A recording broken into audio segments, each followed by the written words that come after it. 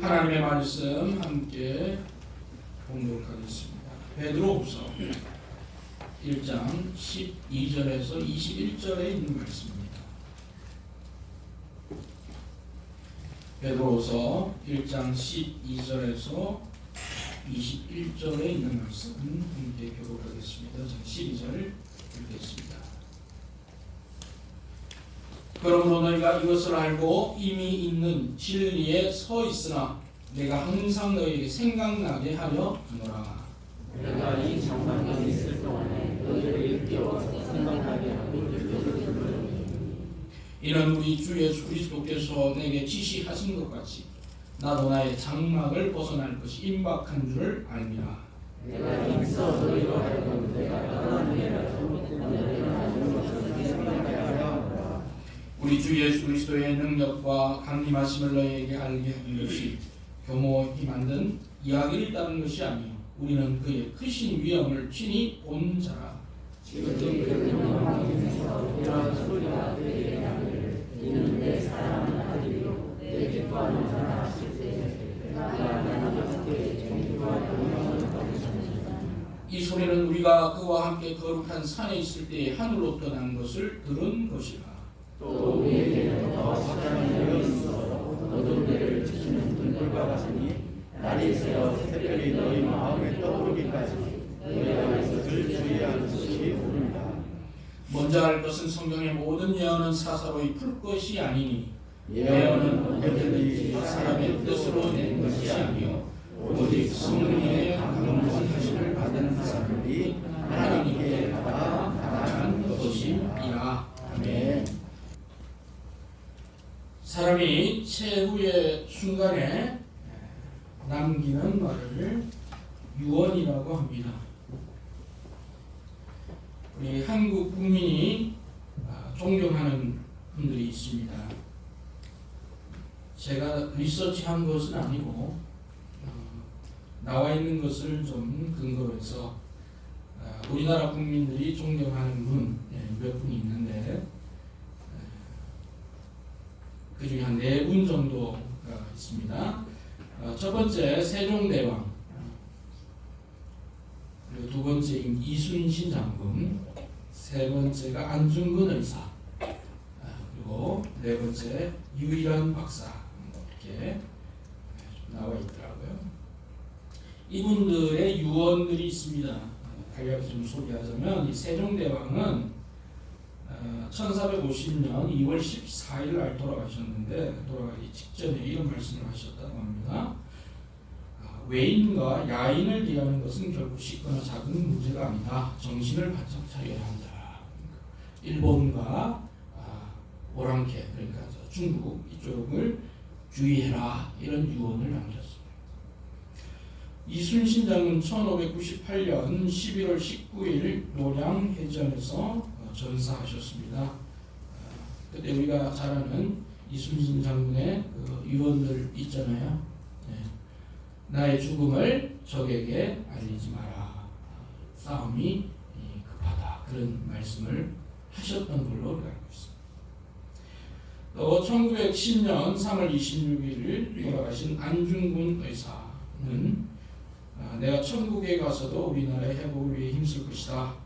대한 독립의 소리가 천국으로 들려오면 나는 춤추며 만세를 부를 것이다. 이런 유언을 돌아가시기 직전에 가족들에게 했다고 합니다.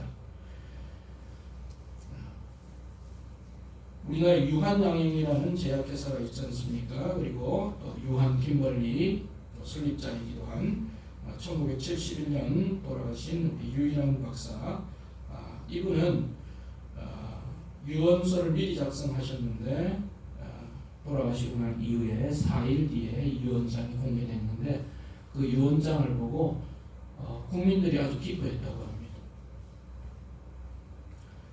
거기에 이렇게 되어 있습니다. 내가 소유한 모든 주식은 사회교육재단에 기부한다. 장남에게는 대학까지 졸업시켰으니 앞으로는 자립해서 살아라.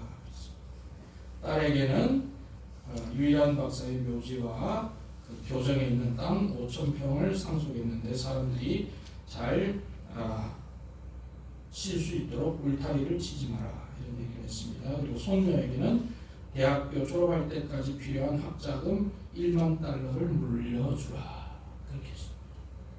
네, 이게 유언의 끝입니다. 그리고 또 그렇게 그 딸이 유제라신데 이분 1991년인가 이렇게 돌아가셨는데 그 250억인가 그걸 또 다 사회 다 기증을 했어요. 독실한 이 기독교 신자고 침례교 신자입니다. 그런데 이 네 분을 이렇게 보니까 전부 다 어디하고 연관이 있나 생각했더니까 어디하고 연관이 있을까요? 세종대왕, 이순신 장군, 안중근 의사, 유일한 박사 전부 다 어디하고요? 어느 나라하고 관련이 있어요? 일본어 관련이 다 있더라고요. 보니까 유일한 박사 독립운동을 하셨거든요. 그래서 우리나라 보면 이 조선 초부터 또 그 일제시대 그때까지 우리나라는 이 일본에 대해서 상당히 어려움을 많이 당한 건 사실인 것 같습니다. 그러니까 일본에 대해서. 그런데 지금은 이제 일본에 대해서 우리가 그렇게 두려워하지는 않지 않습니까? 이미 일본을 넘어섰다고 말할 수는 없습니다만 일본에 대해서 우리가 그렇게 두려워하는 그런 약소국은 아닌 것 같습니다. 그렇다고 또 우리가 또 중국이나 또 북한에 대해서 그렇게 두려워할 그럴 때도 아닌 것 같습니다. 지금 우리나라가 이제는 상당한 위치에 서 있습니다. 그러면 이제는 외부적인 것보다는 어떻게 보면 이 내부적인 것에 더 우리가 집중할 때가 아닌가 그런 생각을 해봤습니다.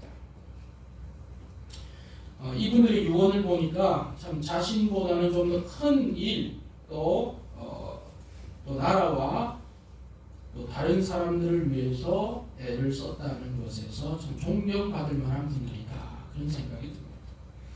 그래서 존경이라는 것은 그냥 나오는 것이 아니라 삶이 배어 있는 것이라 생각이 됩니다. 우리 여기 계신 저와 여러분의 삶 가운데도 신앙과 또 삶이 고스란히 함께 배어 있기를 바랍니다. 오늘 제가 이렇게 몇 분들의 유언을 말씀드린 것은 방금 우리가 읽었던 베드로후서 1장에 보면 이 베드로 사도의 유언과 같은 말씀이 오늘 등장하기 때문입니다. 베드로 사도는 과연 어떤 말씀을 남기셨을까요? 어떤 말씀을 우리에게 주기를 원하셨는지 말씀을 좀 볼 필요가 있습니다. 여기 14절 말씀을 우리가 한번 보겠습니다. 베드로서 1장 14절에 보면 베드로 사도가 이렇게 말씀합니다. 같이 읽겠습니다. 시작. 이는 우리 주 예수 그리스도께서 내게 지시하신 것 같이 나도 나의 장막을 벗어날 것이 임박한 줄을 알미라. 베드로 사도는 자신의 육체를 가리켜서 장막이라고 그랬습니다. 나의 장막. 장막은 무엇입니까? 임시 거처를 말하는 거죠. 여러분들이 산이나 들이나 바다로 놀러 가면 임시 장막, 텐트를 치잖아요. 예. 여러분 밖으로 놀러 다니면서 콘크리트 치는 사람 있습니까? 없어요. 그냥 이동하기 쉽게 장막, 텐트 친단 말이죠. 그것을 가리켜서 베드로 사도는 장막이다. 그렇게 얘기했습니다. 그 이유는 우리의 육체, 우리의 장막은 임시거처에 불과하고 하나님께서 불러주시면 우리는 우리의 영원한 장막에 갈 것이라는 확신이 있어서 그렇게 표현을 한 것입니다. 여러분, 우리는 이 땅에 살면서 장막으로 있고 영원한 처소 하나님께서 불러주시면 우리는 갈 것입니다. 그런 소망으로 살아가시는 우리들 되기를 바랍니다. 아멘. 영원한 장막이다. 그런데 베드로 사도가 그렇게 말합니다. 나의 장막을 벗어날 것이 임박한 줄 알미라 그랬습니다. 임박했다. 이 말은 이제 거의 다 다다랐다 이런 말이에요. 나의 죽음이 거의 다다랐는 줄 내가 알게 되었다. 그런 얘기입니다. 베드로 사도도 자신의 죽음을 여러 경로를 통해서 직감한 것 같습니다. 그러니까 임박한 줄 안다라고 썼죠. 그런데 그 앞에 좀 의미심장한 말씀이 있습니다. 14절 앞에 보면 이렇게 얘기합니다. 우리 주 예수 그리스도께서 내게 뭐 한 것 같죠? 이 말씀이 무슨 말씀이에요? 우리 주 예수 그리스도께서 내게 지시한 것 같이 장막을 벗어나서 임박한 때가 왔다 이렇게 이야기하고 있습니다. 즉 주 예수 그리스도께서 내게 앞전에 말씀하셨던 것 같이 예수님께서 베드로에게 어떤 죽음에 대한 이야기를 하신 적이 있습니까? 없습니까? 죽음에 대해서 부활하신 예수님께서 베드로를 만나 주시고 하신 말씀이 있으십니다. 그 말씀이 어디에 있냐면 요한복음 21장 18절 19절에 있습니다. 요한복음 21장 18절 19절 이렇게 한번 우리 같이 한번 읽어봅시다. 시작. 내가 진실로 진실로 내게 이르노니 내가 젊어서는 스스로 띠띠고 원하는 곳으로 다녔거니와 늙어서는 내 팔을 벌리니 남이 내게 띠띠고 원하지 아니하는 곳으로 데려가리라. 이 말씀을 하시면 베드로가 어떠한 죽음으로 하나님께 영광을 돌릴 것을 가르치시리라. 이 말씀을 하시고 베드로에게 이르시되 나를 따르라 하시니. 부활하신 주님께서 베드로에게 이 말씀을 하셨을 때 베드로는 그것을 그렇게 심각하게 듣지는 않았었을 것입니다. 그런데 예수님은 이미 베드로가 부활하신 그 주님께서는 이 베드로가 앞으로 어떻게 죽을 것을 아셨어요? 모르셨어요? 아신 것입니다. 그래서 이렇게 말씀하셨어요. 네가 원하지 않는 곳에 사람들이 너를 띠띠우고 강제로 너는 죽을 것이다. 그 얘기를 하셨어요. 예수 그것이 바로 본문에서 나와 있는 베드로후서 1장에 있는 주님이 지시한 것 같이 주님이 지시하셨던 그때로부터 이 글을 쓸 때는 대략 한 25년에서 30년의 시차가 있습니다. 베드로가 이것을 생각하면서 이제 임박한 죽음. 결국 베드로는 어떻게 죽었습니까? 예수님의 말씀처럼 순교했습니다. 순교했다는 데는 이견을 아무도 말하지 않는데 어떻게 순교했느냐에 대해서 전해오는 이야기는 베드로는 예수님과 같이 십자가에 바로 서 있을 수 없다고 해서 뒤집어서 거꾸로 순교당했다. 그런 이야기들이 전해 내려오고 있습니다. 그것을 임박한 것입니다. 그것을 알게 되었습니다. 아마 그에게 사형 통지서가 전달되었는지 아니면 간수들을 통해서 전달했는지 아니면 베드로를 사랑하는 사람들을 통해서 주변에 여러 정보가 이제 곧 베드로 사도의 그 교수형 사형 소식이 전해졌는지 누군가가 전해줬든지 자신은 임박했습니다. 그래서 그 상황에서 이 베드로후서를 썼어요. 그래서 베드로후서는 베드로전서보다 훨씬 짧습니다. 3장에 불과하죠. 그리고 그 내용이 죽음에 임박했기 때문에 그가 이 내용들이 베드로전서는 좀 천천한 템포로 글이 써졌다면 이 글은 상당히 좀 급해요. 조금 빠릅니다. 왜냐하면 자신의 죽음을 임박하고 쓴 글이기 때문에 좀 더 그런 뉘앙스를 가지고 있습니다. 그러면 베드로 사도는 어떤 말씀을 하기를 원했을까요? 12절에 보면 베드로 사도는 이렇게 얘기하고 있습니다. 내가 항상 너에게 생각나게 하려 하노라. 그렇게 말합니다. 이 말씀을 통해서 듣는 사람들을 생각나게 하기 위해서 이 말씀을 하셨다고 그럽니다. 13절에 보면 너희를 일깨워서 생각나게 함이 옳은 줄로 여기노니. 또 생각나게 그렇게 말했어.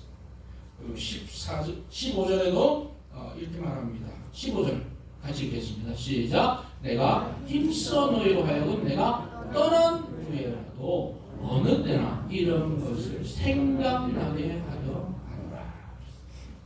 세 번이나 생각하도록 이 말씀을 줍니다. 내가 떠난 후에, 이것은 바로 육신이 내 죽음을 맞이한 이후에라도, 이 말씀이죠. 그럼 베드로 사도가 그렇게 성도들에게 언제든지 떠오르게 하기 위해서 주신 말씀은 어떤 말씀일까요? 16절에 있는 말씀을 보겠습니다. 16절입니다. 같이 읽습니다. 시작. 우리 주 예수 그리스도의 능력과 강림하심을 너에게 알게 한 것이 교모히 만든 이야기를 따른 것이 아니오 우리는 그의 크신 위엄을 친히 본 자라. 이렇게 말합니다. 먼저 베드로 사도는 예수님에 대해서 말씀을 하고 있습니다. 우리 주 예수 그리스도의 능력과 강림하심을 너희에게 알게 한 것은 그냥 헛된 이야기가 아니라는 것을 말하고 있습니다. 예수 그리스도의 능력, 예수 그리스도의 강림. 지금 베드로 사도가 이거를 쓸 때 베드로 사도는 60대 중반 정도가 되셨습니다. 시점으로 따지면 한 30년 전의 일일 것입니다. 근데 베드로 사도는 예수 그리스도의 그 부르심을 받고 그와 함께 3년 동안 동고동락을 하고 따라다녔기 때문에 누구보다 예수 그리스도를 지금 거리에서 만나본 사람입니다. 그렇죠? 만나본 게 아니라 생활한 사람이죠. 그래서 예수 그리스도의 능력을 누구보다도 잘 기억합니다. 예수 그리스도의 능력, 돌로 떡이 되게 하셨던 그 능력, 그리고 또 갈릴리 호수를 걸어오셨던 그 능력, 그리고 나사로를 살리셨던 능력, 그리고 죽으셨다가 뭐 하신 능력요? 부활하신 능력까지. 모든 개인적으로 보면 자신의 장모를 열병이 있을 때 고쳐주신 능력까지. 모든 능력을 베드로 사도는 너무 생생히 기억하고 있어요. 그 능력이 교묘히 만든 이야기가 아닌 거예요. 믿으십니까? 아멘. 실제 사실에 혹시 여러분들 중에 아니 여러분들은 없을 것 같아요. 여러분들 친구 중에 누가 그런 이야기하면 베드로후서 1장 16절 말씀을 알려주시죠. 이야기가 아니에요. 실제예요. 뿐만 아니라 강림이라는 것은 무엇입니까? 다시 그분이 오신다는 것입니다. 베드로가 어떻게 알았어요? 봤잖아요. 여기 보니까 뭐라고 그러면 그의 크신 위엄을 친히 뭐 했다고요? 보았다. 친히 봤어요. 여러분 봤습니까? 여러분 예수님 보셨어요? 힘이 없네요. 근데 베드로는 어떻게 했어요? 친히 봤어요. 그런 얘기가 있던데 본 사람하고 안 본 사람하고 싸우면 누가 이기냐? 못 본 사람이 이긴대요. 막무가내이기 때문에. 그런 얘기도 있는데 베드로 사도는 친히 봤어. 어디서 봤어? 예수님이 승천하시는 것 베드로가 그 자리에 있었을까요? 없었을까요? 있었습니다. 친히 봤어요. 입이 안 다물어질 거예요. 아마 예수님 그 자리에서 한 30cm 떴을 때, 50cm 떴을 때, 그래서 승천하시는 모습. 이거 어떻게 설명하겠어요? 친히 봤습니다. 친히 보지 않았으면 베드로가 그렇게 자기 생명을 두고 복음을 전할 수가 없었던 거예요. 그렇죠? 감옥에 죽을 때까지. 아니면 유언에서 이렇게 얘기해요. 솔직히 나 안 봤어요. 솔직히 예수님 공중에 안 떴어요. 그렇게 얘기하면 친히 그는 사실을 말하고 있습니다. 친히 보았다. 당시에 교묘히 만든 이야기들이 많았습니다. 신화들이 많았습니다. 꾸며낸 이야기들이 많았습니다. 그러나 예수님은 그런 사람들과 전혀 결이 다른 살아있는 히스토리, 역사인 줄로 믿습니다. 베드로는 그것을 친히 보았다는 거예요.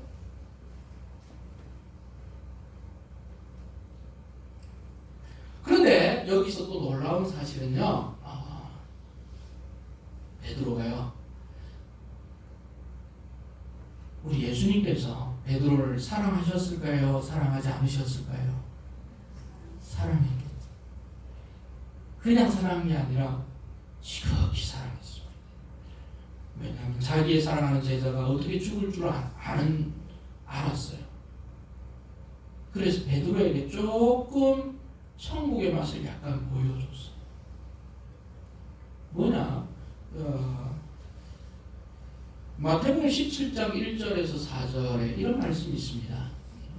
베드로가 예수님과 같이 제자 생활할 때 예수님께서 이렇게 말씀하시죠. 엿새 후에 예수께서 베드로와 야고보와 형제 요한 세 사람이죠. 12명 중에 딱 세 사람만 데리고 따로 높은 산에 올라가셨어요. 딱 3명만 딱 데리고 갔어요. 그런데 이 베드로, 야고보, 요한이죠. 베드로는 현재 이 글을 쓰고 있고 야고보는 제일 먼저 순교한 제자입니다. 그 다음에 그 형제 요한은 또 요한계시록을 썼죠. 그러니까 다 이 역할들을 한 세 사람 데리고 따로 높은 산에 올라가서 그들 앞에서 어떻게 되었다고 말하고 있어요? 따라합시다. 변형대사. 어떻게 변형됐어? 같이 읽습니다. 그 얼굴이 해같이 빛나며 옷이 빛과 같이 희어졌다. 야, 3명만 와. 이리 와봐. 다른 사람 오지 마. 그리고 그 산, 저기는 아마 갈릴리에 있는 변화산으로 추정되는데 거기서 예수님이 자, 눈 감아. 다 감아. 3초 뒤에 눈 떠. 짠 떠는데 예수님의 얼굴이 아니고 어떤 얼굴이에요? 얼굴이 빛이 나는 거야. 그리고 옷이 빛깔아 휘어지는 거야. 좀 놀래주세요 좀. 아무도 안 놀래네. 뭐 어떻게 해야 여러분 놀랄 거예요. 네, 좀 해같이 깜짝 놀라리지, 그렇죠? 마태복음 17장 1절 2절에 그러면서 예수님께서 그러니까 베드로가 또 저 3명 중에 2사람 좀 조용한 것 같고 베드로는 또 떠들잖아요. 그래서 와 예수님 여기 너무 좋으니까 여기에 초막셋을 짓고 여기 우리 그냥 삽시다. 너무 좋습니다. 그런 얘기를 했어요. 그런데 그 뒤에 누가 또 있었어요? 예수님 양옆에 누가 있습니까? 모세가 있었어요. 그리고 엘리야가 있었어요. 모세와 엘리야는 구약을 대표하는 사람들이에요. 그 말은 구약과 신약 그 중심에 예수님이 계시다는 것을 딱 보여준 거예요. 그러니까 베드로가 이렇게 막 얘기를 했어요. 너무 좋습니다. 그러니까 예수님이 베드로 성격 알잖아요. 베드로는 봤으면 봤다고 얘기하지 안 봤다고 얘기할 사람입니까? 아닙니까? 아닌 걸 알아요. 그래서 예수님 약간 후회하신 것 같아요. 아이 저는 괜히 데려왔네. 저거 말할 것 같은데. 그러면서 마태복음 17장 9절에 이렇게 말합니다. 내가 죽은 자 가운데서 살아나기 전에는 본 것을 아무에게도 말하지 말라. 특별히 누구에게 말했을까? 다른 사람들 괜찮아. 베드로가 절대 말하지 마. 그렇게 이야기를 한 거예요. 그래서 다시 본론으로 돌아가면 베드로후서 1장 여기 16절에 있는 다시 보여주세요. 우리는 그의 크신 위엄을 신이 봤다. 이 얘기는 예수님도 봤고 승천하는 것도 봤고 예수님이 승천하기 전에 이미 그의 얼굴이 뭐와 같이 변한 것? 해와 같이 변한 놀라운 것 내가 봤다. 이 본 사람은 전 인류 중에 3사람밖에 없습니다. 그렇죠? 3사람밖에 없어요. 친히 본 사람 베드로와 야고보와 요한 3사람들 친히 봤다. 이미 예수님은 단순한 사람이 아니고 뭐예요? 하나님의 영광이라는 것을 쫙 얘기하는 거예요. 두 번째로 베드로가 들은 것이 있습니다. 17절입니다. 같이 보겠습니다. 시작. 지극히 큰 영광 중에서 이러한 소리가 그에게 나기를 이는 내 사랑하는 아들이요 내 기뻐하는 자라 하실 때 그가 하나님 아버지께 존귀와 영광을 받으셨느니라. 18절. 이 소리는 우리가 그와 함께 거룩한 산에 있을 때 하늘로부터 난 것을 들은 것이다. 이번에는 뭐라고 말하고 있어요? 보았고 뭐예요? 들었다. 누구가 들었어요? 우리라고 그랬죠. 나도 들었고 거기 같이 갔던 야고보도 들었고 요한도 들었고. 무슨 소리가 났어요? 하늘로부터 나는 소리. 이는 내 사랑하는 아들이요 내 기뻐하는 자라는 소리를 직접 나는 거기서 들은 사람이에요.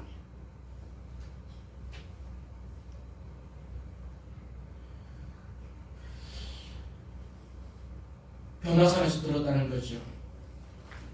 이 사실로 우리가 알 수 있는 것은 뭐예요? 하나님이 말씀하신 거예요. 그리고 하나님과 예수님의 관계는 뭐예요? 내 사랑하는 아들이니까 뭐예요? 아버지와 아들. 성부, 성자, 성령. 우리가 이성적으로는 이 세 가지를 구별할 수 없지만 분명히 예수님은 하나님의 아들이시고 그리고 사랑하는 자였고 하나님께 영광과 존귀를 드리는 자였다는 사실을 우리 하나님의 음성, 베드로가 들었던 음성을 통해서 우리가 알 수가 있는 것입니다. 그리고 예수님은 또 하나님께 영광과 존귀를 돌려드리는 사람이었어요. 이것이 바로 베드로가 보고 들은 겁니다. 그러면 이 얘기를 베드로가 하면서 우리에게 하는 얘기는 뭡니까? 왜 이 말씀을 하고 내가 보고 들었다는 얘기를 왜 하고 있는 거예요? 우리로 어떤 순간에도 예수님이 꾸며낸 이야기가 아니라 생생하게 이 땅에 오셔서 우리를 위해서 죽으시고 부활하시고 또 승천하시고 또 우리를 위해서 다시 오신다는 사실을 자나 깨나 자다가 깨워도 흐릿하게 대답하지 말고 분명하게 생각나도록 알고 있으라는 이유에서 말씀하신 줄로 믿습니다. 그래서 이 이야기는 처음에는 베드로가 보고 들은 것을 전한 이야기입니다. 그러나 우리가 예수님을 믿으면 2000년 내려온 그 이야기를 누군가 예수님의 이야기를 들으면 그것이 베드로만의 이야기도 아니고 그들만의 이야기도 아니고 그 예수님이 내가 보게 되고 듣게 되고 그 예수님과 동행하게 돼서 그 예수님은 바로 나의 여러분의 예수님이 되시는 줄로 믿습니다. 그리고 그 예수님을 또 우리는 어떻게 합니까? 다른 사람에게 또 뭐합니까? 전하는. 베드로의 스토리가 아니에요. 이 스토리는 나의 인생에 여러분의 인생에 주님이 함께 하신 여러분의 스토리예요. 그리고 그것을 또 다른 사람에게 전달하면 그것은 또 다른 스토리가 돼서 왜냐하면 예수님은 언제나 살아계시기 때문에 계속 하시는 것입니다. 예수님은 베드로에게만 자신을 보여주신 것이 아니라 앞으로 의심하는 사람들이 생길 것을 미리 아셨습니다. 그래서 제자들 중에 한 사람 도마를 선택하셨습니다. 도마는 예수님이 부활하신 이후에 그 모임에는 빠져 있었어요. 그 이후에 예수님께서 제자들이 그 부활하신 주님을 보았다고 이야기할 때 도마는 믿지 못했습니다. 그런데 그 이후에 도마에게 예수님이 찾아오셨어요. 그래서 예수님께서는 자신의 못 박힌 손을 보여주시고 창자국이 난 허리를 보여주시면서 내 손가락을 여기 대보라 그랬어요. 그때 도마가 믿나이다 그렇게 얘기했어요. 그랬을 때 예수님께서 한마디 더 하셨죠. 예수께서 이르시되 도마야 너는 나를 본고로 믿느냐 보지 못하고 믿는 자들은 복되도다. 아멘. 그렇게 말씀해 주셨어요. 우리들을 위해서. 또한 요한복음 17장 20절 21절에 예수님께서 이렇게 말씀하셨습니다. 같이 한번 읽겠습니다. 내가 피 없는 것은 이 사람들만 위함이 아니요 또 그들의 말로 말미암아 나를 믿는 사람들도 위함이니 아버지여 아버지께서 내 안에 내가 아버지 안에 있는 것 같이 그들도 다 하나가 되어 우리 안에 있게 하사 세상으로 아버지께서 나를 보내신 것을 믿게 하옵소서. 아멘. 예수님 미리 하셨습니다. 제자들만 위해서 기도한 게 아니라 그 제자들의 입을 통해서 믿게 될 또 다른 사람들을 위해서도 미리 예수님께서 기도하셨어요. 그래서 여러분 믿게 됐어요. 그러면 우리는 누구의 기도의 결과입니까? 주님의 기도가 응답된 줄로 믿습니다. 우리를 위해서 주님 그렇게 기도하셨기에 우리가 믿음을 알게 된 것입니다.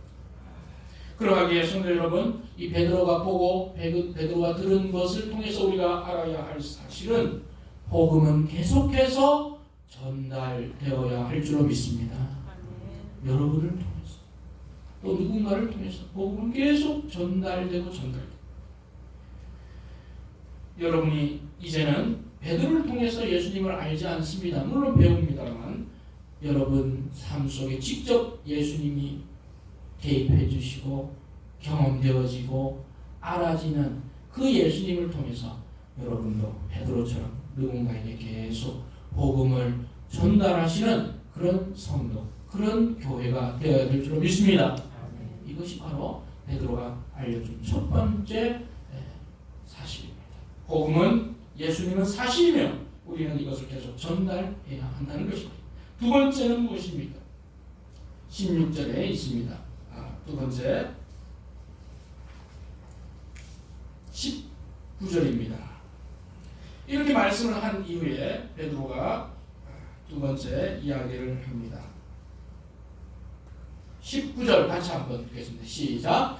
또 우리에게는 더 확실한 예언이 있어 어두운 데를 비추는 등불과 같으니 날이 새어 샛별이 너희 마음에 떠오르기까지 너희가 이것을 주의하는 것이 옳으니라 말하고 있습니다.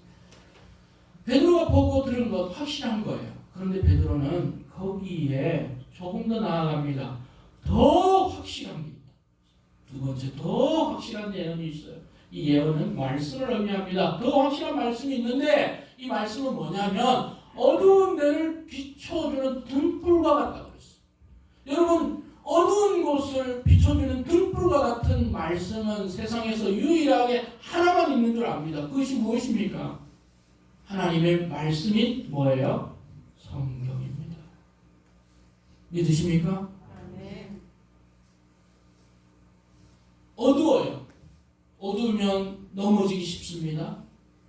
기준을 모릅니다. 진리가 뭔지 헷갈립니다. 그런 사람에게 확실한 등불을 보면 하나님의 말씀이에요. 확실한 말씀. 하나님께서 태초에 천지를 창조하셨다는 것, 그리고 남자와 여자를 만드셨다는 것, 그리고 가정을 만드셨다는 것, 그리고 어떤 기준을 주시고 사명을 주시고 어떻게 살아야 될지 그것이 다 어디 안에 들어가 있습니까? 말씀 안에 있어요. 어두운 데를 비추는 등불이에요. 어디서 또 다른 등불을 찾을 필요가 없습니다. 이미 주신 등불에 충분합니다. 그리고 그 등불은 또 뭐라고 말하고 있습니까? 날이 새어 샛별이 너희 마음에 떠오르기까지 그랬습니다. 날이 새기까지는 어둡습니다. 어두워요. 사람들의 마음이 어둡고 지식이 어둡습니다. 그런데 샛별이 떠올라요. 구원받은 자들에게 샛별은 누구를 의미합니까?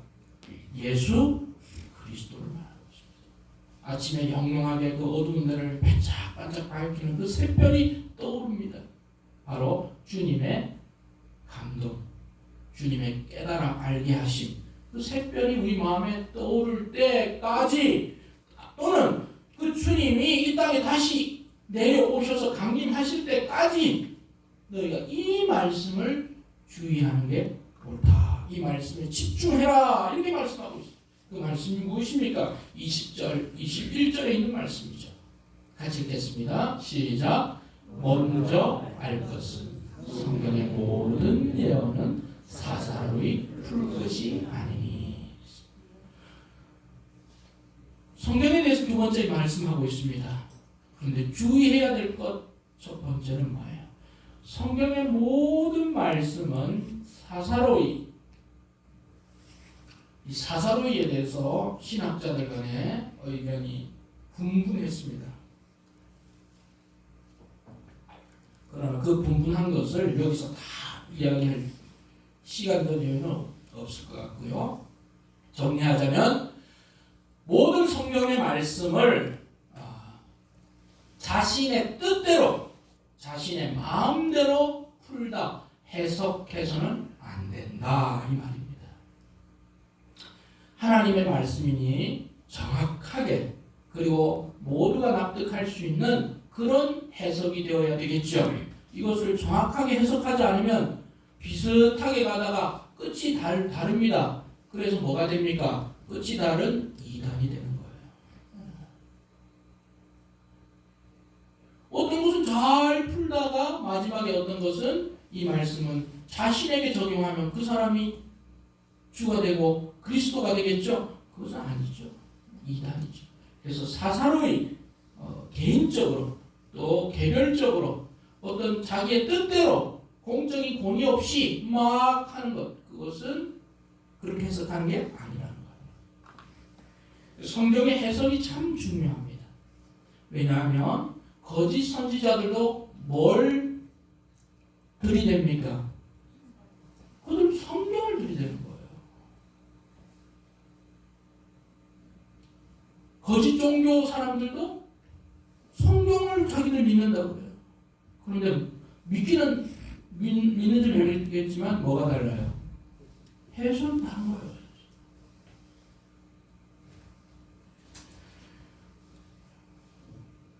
그래서 이 해석이 참 중요합니다. 그래서 이 신학교에 가면 우리 신학생들이 제일 먼저 배우는 게 성경 해석학을 배우는 거예요. 성경을 어떻게 해석해야 하나. 그래서 가장 기본적인 방법은 성경 해석에 있어서 문자적으로 해석한다. 성경은 문자니까 문자적으로 해석한다. 뭐 이것을 이 영해로 해석한다. 그거 아니라 영해. 있는 그대로 다윗이 물맷돌 5개 돌멩이를 들었다. 5개를 들은 거지. 그 물맷돌 5은 하나, 둘, 하나는 이런 의미요, 2개는 이런 거가 아니라는 거지. 돌이면 돌이요, 새면 새요. 문자적으로 해석한다. 특별한 언급이 없을 때 그렇다는 거예요. 특별한 언급이 있을 때는 상징적으로도 해석할 수 있습니다. 그러나 해석 방법에서는 문자적. 그리고 문맥적으로 해석한 거예요. 문맥적으로. 위에서 어떤 언급을 했으면 그 다음 계속 논리적인 문맥적 해석을 해요.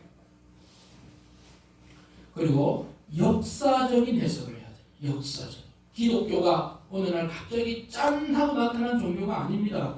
예수님께서 오시고 그 이후로부터 2000년이 지났지만 그 전부터 구약은 계속 모세가 3500년 전에 이미 썼던 모세오경, 구약, 그런 성경에 대한 해석이 집대성되어 있는 그 교회 전체 역사적인 해석을 무시하면 안 되고 그대로 가져와서 잘못된 것은 수정하고 또 보완된 것을 보수하는 그런 역사적인 해석을 해야지. 갑자기 어느 날 자기가 지금에 있었던 모든 것은 다 가짜라고 하고 뭔가 얘기하는 그것도 가짜죠. 그렇죠? 아니죠. 역사적인. 그리고 교회적인 해석이에요. 교회적인 해석. 공교회가 받아들이는 해석이 되어야지 어떤 한 사람의 개인적인 해석이 주가 되어서는 안 되는 것입니다. 이것은 특정 집단이나 특정 개인을 위한 목적으로 될 수가 있으니까 그것은 위험한 해석이에요. 그래서 그런 것을 주의해야 된다는 것입니다. 성경 해석은 그래서 개인적으로 또는 자기 뜻대로 막 할 것이 아니라는 얘기를 하고 있습니다. 그리고 21절에 뭐라고 말씀하고 있습니다. 같이 읽겠습니다. 시작. 예언은 언제든지 사람의 뜻으로 낸 것이 아니요 오직 성령의 감동하심을 받은 사람들이 하나님께 받아 말한 것이니라. 아멘. 사람의 뜻으로 낸 것이 아니라 그랬어요. 성경의 저자들이 자신들 하고 싶은 대로 자기들 배운 경험대로 그것을 다 말한 게 아니에요. 성령의 감동하심을 받은 사람이라고 했어요. 성경의 기록에는 두 가지 요소들이 있습니다. 하나는 심적인 요소, 바로 하나님의 감동. 그리고 인간적인 요소도 있습니다. 왜냐하면 기계적으로 하나님께서 불러주고 그들이 막 대피를 하는 건 아니기 때문이죠. 그럼 뭡니까? 한자, 한 문장, 또 단락을 바꿔서 무슨 예를 들 때도 그게 뭐예요? 자의적인 생각이 아니라는 것입니다. 성령께서 주신 감동으로 그들이 고르고 와서 하나님의 감동을 받아서 쓴 말씀이 뭐예요? 성경이라는 것입니다. 아멘. 그래서 베드로 사도는 지금 무엇을 말씀하고 있습니까? 성경의 권위는 사람에 있는 것이 아니라 누구에게 기원되었다는 것을 말하고 있습니까? 하나님께서 받아서 우리가 성경이 이루어졌다는 것을 말하고 있는 거예요. 성경은 참 놀라운 책입니다. 역사상 가장 많이 팔린 책이기도 하고 지금도 가장 많이 팔리는 책이기도 하고 가장 많이 읽히는 책이기도 하고 가장 많이 읽지 않는 책이기도 하고 읽으면 읽다가 또 읽어도 잘 모르는 책이기도 하고 그렇죠.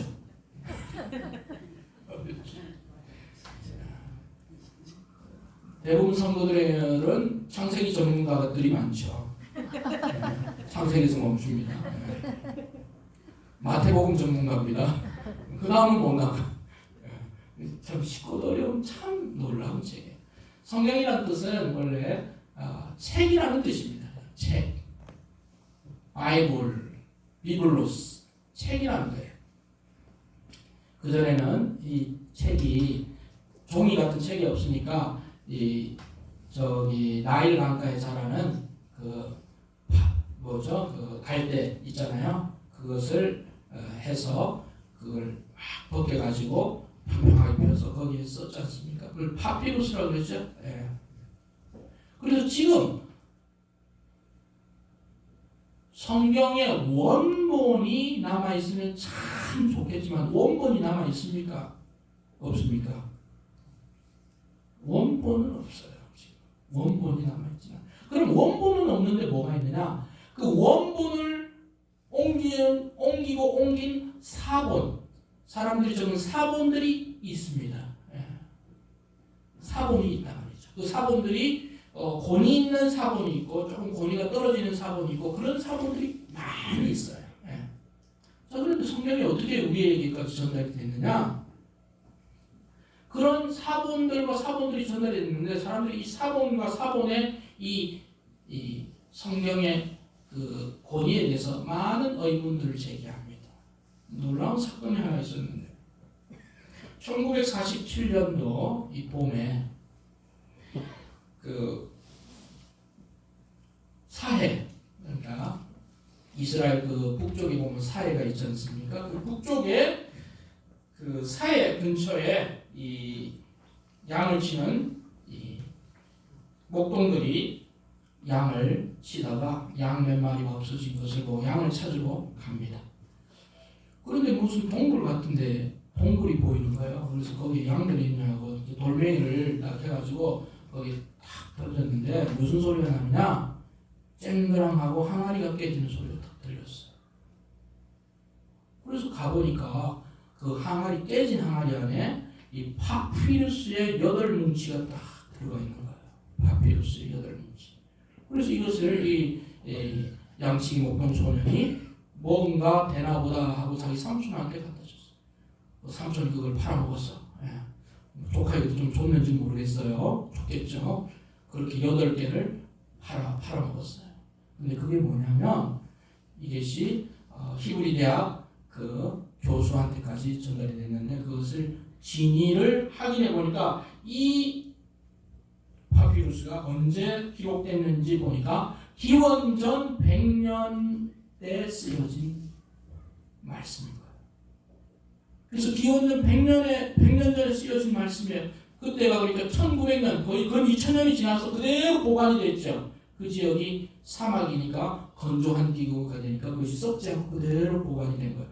근데 그 47년에 발견된 그 사본하고 이때까지 넘겨진 그 구약의 말씀 사본들하고 대조를 딱 했더니 몇 퍼센트 일치하시는지 아십니까?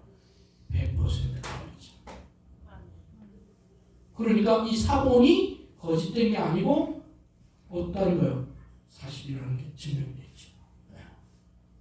물론 몇 개의 오탈자들은 있었겠지만, 그래서 성경이 그렇게 보존이 된 거예요. 그렇게 보존된 성경이 사람들에게 읽히고 또 우리나라 한문으로 읽히고 일본어로도 읽히고 하다가 또 우리가 한글 개역판이 나오죠. 한글 성경이 나오고 개역 개정이 나오고 또 시온 성경이 나오고 새번역이 나오고 하나님의 놀라운 섭리인 줄 믿습니다. 그렇게 주신 이 하나님의 말씀, 이것은 바로 우리의 마음을 비추는 등불이고 또 우리가 언제까지나 간직해야 될 하나님의 말씀인 거예요. 귀히 여겨야 귀히 여기지 않을 수 없는 하나님의 말씀. 이것을 지금 베드로 사도가 말씀하고 있는 것입니다. 그래서 크게 베드로 사도의 유언은 두 가지입니다. 첫 번째는 무엇입니까? 내가 전하는 예수님은 실제하신 분이고 그분이 다시 오실 것도 사실이다. 예수님에 대해서 말하고, 두 번째는 하나님의 말씀은 성경으로 기록된 것이니까 이 말씀을 사랑할 것을 말하고 있는 것입니다. 시청자 여러분, 이 두 가지를 베드로 사도가 죽음에 임박한 베드로 사도가 전하고 있는 것입니다. 크게 두 가지를 말씀했습니다. 베드로 사도가 무엇입니까? 첫 번째는 뭐에 대해서 말하고 있습니까? 예수님. 두 번째는 성경. 기독교가 가진 가장 중요한 요소가 뭐예요? 예수님이죠. 그 다음 또 뭡니까? 성경 말씀이에요. 이 두 가지 놓칠 수 없잖아요. 이 두 가지를 베드로가 말하고 있는 거예요. 말씀을 정리하겠습니다. 여러분도 유언을 나중에 하나씩 하셔야죠. 다 각자. 그때 하실 말씀이 많겠죠. 예. 그걸 일찍 작성을 해야 돼요. 예. 그 많은 말씀 중에 여러분 어떤 얘기 하시겠습니까? 뭐 재산 얘기도 할 수 있고 가족 얘기도 할 수 있고 또 조심해야 될 거 뭐 쭉 이렇게 얘기 많이 있지만 예수님 얘기 좀 했으면 좋겠어요. 하실 수 있으면 예수님 얘기하세요. 예수님이 여러분 어떻게 구원해 주셨고 예수님께 어떤 은혜를 받았고 우리 자녀들 앞으로 예수님을 어떻게 좀 대해야 되는지. 아멘. 돌아가시는 분의 한마디가 얼마나 무게가 있고 위험이 있겠습니까? 여러분이 그때 한마디 해주시면 그 자녀들 얼마나 기이 여기겠습니까? 다른 말 다 했는데 예수님 얘기가 없어요. 크리스찬이 아니라고 봅니다. 예수님. 그 다음에 할 수 있는 얘기 뭘까요? 나의 사랑하는 성경 말씀 잘 들어라. 잘 새겨들어라. 그렇게 이야기해 주시면 그 말씀이 또 계속해서 자녀들에게 피가 되고 살이 될 줄 믿습니다. 그렇게 귀한 믿음의 가문 이루시는 여러분들 되어 주시길 바랍니다.